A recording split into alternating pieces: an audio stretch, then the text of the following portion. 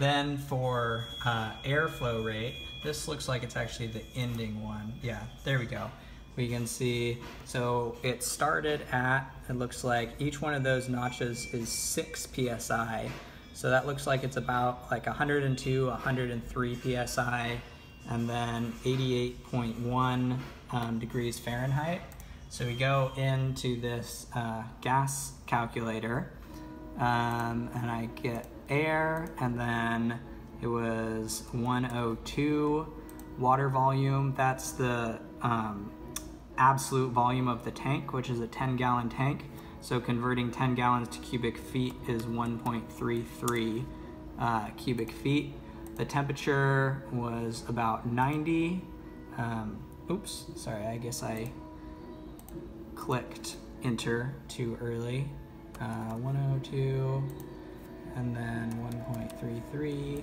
And the temperature actually only goes up in increments of 10. So I actually do it twice and interpolate between the 80 and the 90 based on the actual temperature that we have. Not perfect, but between 80 and 90, it changes by a very minuscule amount. So I think that we're really getting close enough.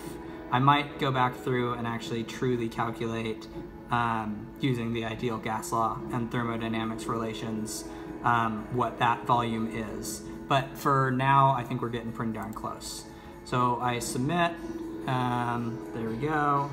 All right, so at 102 PSI and 90 degrees Fahrenheit, we're looking at a product volume of 10.19 standard cubic feet, or 0.76 pounds per minute. Most air compressors do their calculations in terms of CFM, standard cubic feet per minute. It's technically a measure of volume, but it is standardized based on like a fixed compressibility.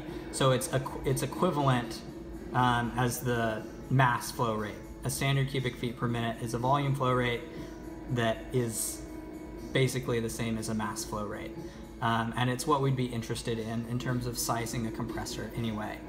So 10.19 is the value of the flow rate to start with. And then looks like we're looking at about, I'd say 96 and 87.3. So again, I'd go in here, air, pressure is, oh, sorry, before I get to that, let's take these numbers down.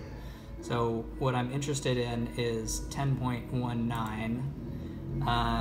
Again, these added start, end, and then low calculated, high calculated, and then start interpolated is how I go between the two numbers and then get the actual one. I'm going to avoid that for the purposes of the video right now, but it is what I do when I take actual data. And so I'm just gonna plug in this start interpolated as 10.19. So 10.19. Normally that would be a calculated value. You can see that that's based upon the prior cells beforehand. But for the purposes of right now, 10.19, and then we're also interested in end interpolated. And so I'm gonna go back to here. Again, we're looking at 96 and 87.3. So I'm gonna go